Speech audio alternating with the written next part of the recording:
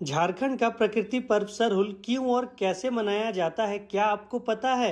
अगर नहीं तो चलिए स्थानीय गांव वालों से जानते हैं इस पारंपरिक पूजा की विधि। तो चले।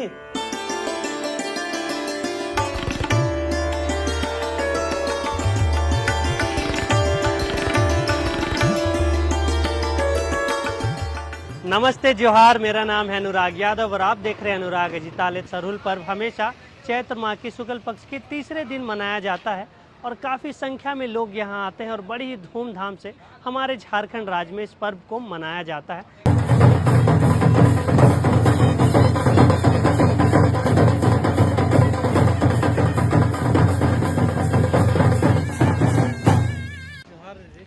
जोहार। सरहुल पूजा है, प्राकृतिक पर्व इसे कहते हैं, तो इसमें क्या क्या होता है, इसे क्यों मनाया जाता है? ये हमारे प्राकृतिक पूजा है, इसमें हम लोग पेड़ पौधे और धरती का पूजा करते हैं। इसमें हम लोग जितने भी नए फल होते, जितने भी नए साग सब्जी होते हैं, उसका इस्तेमाल हम लोग सिर्फ सरहुल में ही करते हैं। पहले से जो आता है साग सब्जी हम लोग उसको नहीं करते। जो नया फल होता है उसका सेवन हम लोग सिर्फ सरहुल में ही करते हैं। सबसे पहला सरहुल में होता है। और इससे पहले पहान जी को लेने के लिए उनके घर जाते हैं। वो पैदल नहीं आते? पैदल नहीं, उनको लाया जाता है, उठा करके उनको लाया जाता है।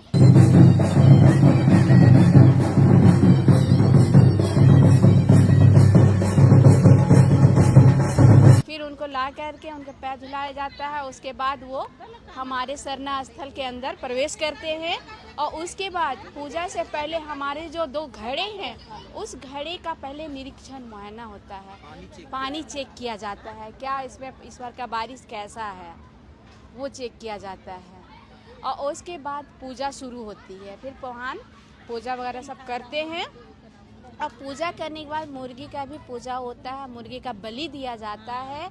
और उसके बाद वहाँ से पूजा करके निकलने के बाद पहान के ऊपर पानी डाला जाता है, ताकि पहान का हम लोगों को अच्छे से उनका स्वागत कर सके, वेलकम कर सके, ताकि वो हमारे जो पूजा किए हैं हमारे पूरे गांव के लिए किए हैं, पूरे गांव के लिए किए हैं। इसलिए उनको सम्मान देना हम सभी महिलाओं का धर्म है और इसीलिए मैं उसका हम लोग सम्मान करते हैं। और उसके साथ हमारे जो सरना स्थल है उसके चारों ओर परिक्रमा करते हैं, वहाँ पे पानी डालते हैं, क्योंकि साल में हम लोग एक ही बार ही डालते हैं। फिर यहाँ से प्रस्थान करते हैं। हम लोग का एक और स्थान है, वहाँ पे जाते हैं, वहाँ फिर मुर्गी पूजा होती है। हाँ, वो भी पुराना सरना स्थल है।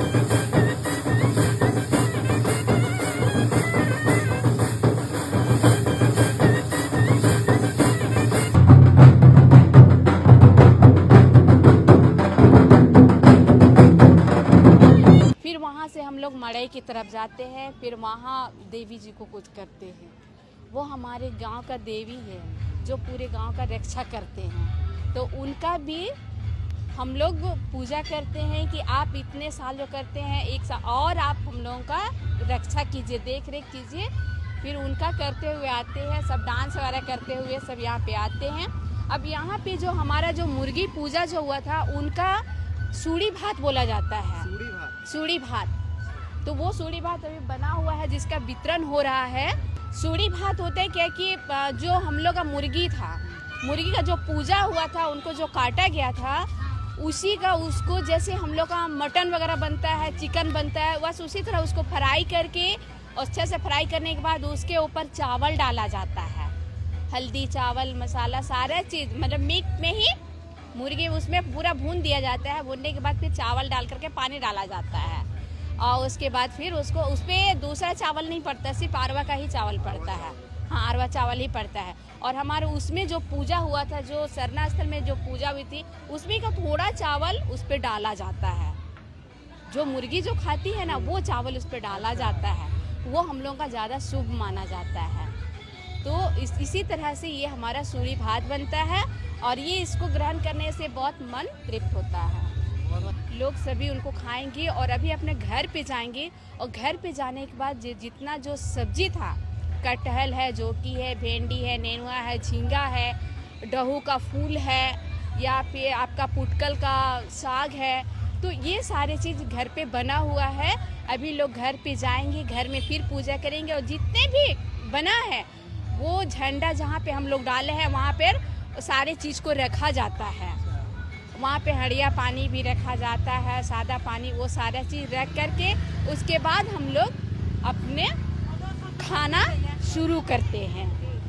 चलिए, बहुत बहुत धन्यवाद आप लोगों का। मेरा नाम है कर्मी लकड़ा, मैं डोहटोली हद की रहने वाली हूँ।